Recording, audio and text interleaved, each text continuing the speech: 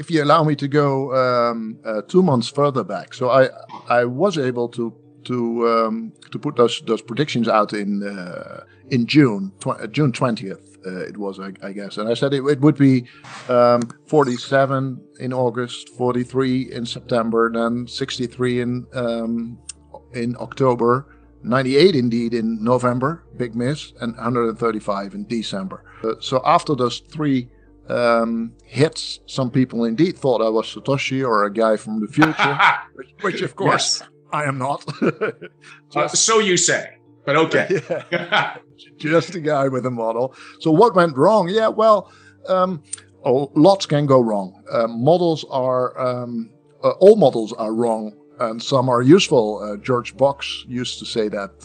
It's a very famous saying. All models are wrong because they're simplifications of reality, but they can be very useful, like the navigation in your car, for example. It's not reality, but it brings you from A to B. And the same is true for models. So what went wrong in this model? Well, lots has happened, right? We have seen, since we last spoke, the Chinese mining ban. So half of the mining capacity was located in China. It was banned, and it relocated to all other places, the US among them.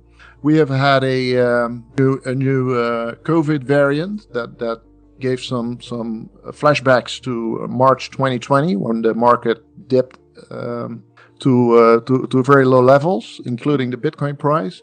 And we've seen the Evergrande default now recently. So there's all sorts of news that sort of impacts this Bitcoin price that is, of course, not in the model. Yeah, but one very important thing about the floor model miss of 98,000 in November is that this is a first time in 10 years that that we see this miss. So this model has, of course, in sample, so with hindsight, hold for 10 years. But now this is a first miss, and it could be an outlier. It could be a one-off or 2 months off, and then a sharp V-shaped recovery back to the model lines. Or it could be that the model is wrong, is off. Something changed. The model is not usable anymore. And I'm still not at that point of making that decision, whether the model is just off temporarily because of an outlier, a black swan or whatever, or that the model can be thrown into the trash bin. Are you still only Bitcoin, or have you explored other aspects of digital assets that may be worth getting into and diversifying into? Well, I am Bitcoin only because I like Bitcoin for the reasons it was made against debasement and the whole battle of, the separation of state and money. I guess Bitcoin is the best in terms of decentralization, in terms of, a lot of things. But I can certainly understand from a pure investor's point of view that there are other cryptocurrencies like Ethereum or Doge. Yeah, or whatever. I see a lot of like Raoul Paul is also not a maximalist, and he's an investor too. So, sure. And I see a lot of the big hedge funds, like also the flash trade companies, the really big companies that are used to working in the dark. You wouldn't even recognize their names, but they move billions. And they're into all this staking, right? The 7,000% staking return coins. Before we continue, help us clicking that YouTube like button and subscribe now to our channel. This shows the algorithm that you valued this information. And it helps us spread that message. Sharing is caring. And now, let's continue. Of course, there's a lot of risk in there, and there's maybe a lot of fraud and in there as well.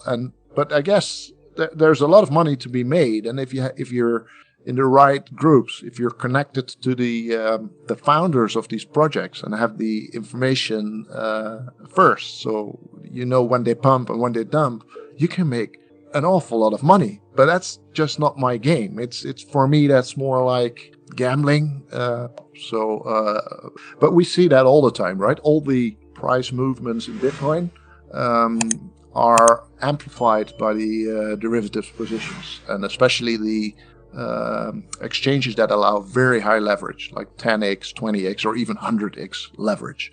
And people that enter into those exposures, of course, have to put in stop loss orders.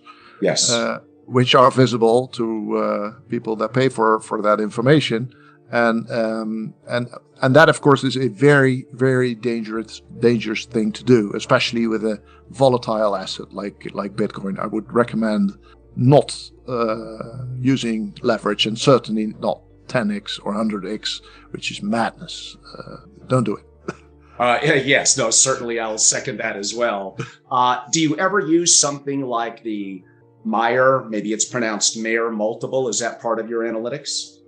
Yeah, I know the Meyer multiple, but I don't use it. It's I think connected to the 200-day moving average. So it compares the price of Bitcoin to the 200-day moving average. You see the spikes where the Bitcoin is above that moving average, and as such, it is usable. But I use other indicators. Will DeFi ever be built on the Bitcoin blockchain? If so, do you think it'll be a layer 1 or more of a sidechain layer 2? For sure. DeFi will be built on Bitcoin blockchain. It will be built on layer 2 or 3, not on 1, as it should.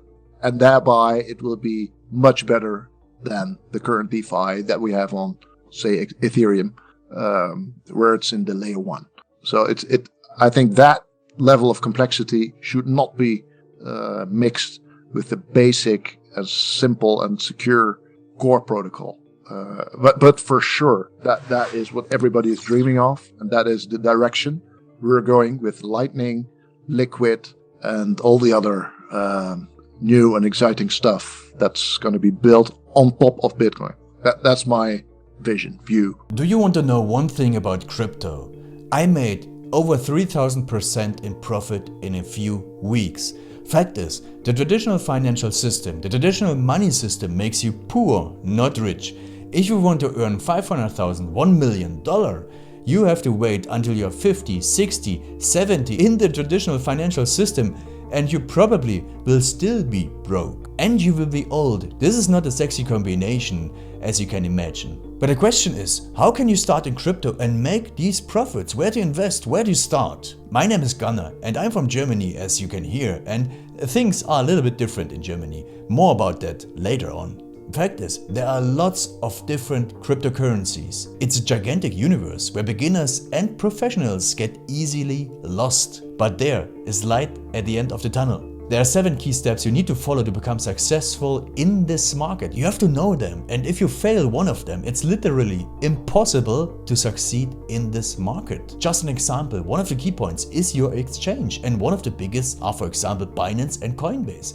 These are trusted and well-established exchanges, but, and this is a big but, you won't find the super profitable coins on those exchanges. The unknown super profitable coins that get gigantic profits are not traded on those kind of exchanges. They are traded on much smaller insider platforms that are barely known. And I can tell you what those super secret exchanges are and why they are so profitable. And another super important thing are the right information sources. The point is, the internet is gigantic. There are hundreds and hundreds of YouTube channels, blogs, pages, and much, much more. And there are also market makers and influencers. For example, Elon Musk, he is not a crypto guy, but the moment he recommended Dogecoin, it went through the roof, to the moon, so to say. But why did he recommend it?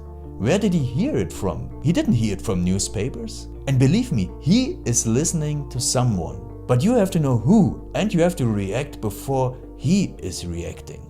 This is really, really important. And these are only 2 of the 7 steps you have to follow in order to be successful in crypto. And if you want to know all of these steps in much more detail, and if you want to have a comprehensive checklist, here's what you should do. There is a link below this video. Click on this link and you will get the opportunity to subscribe to my channel. Click on the link and you will see a video where I explain the next steps.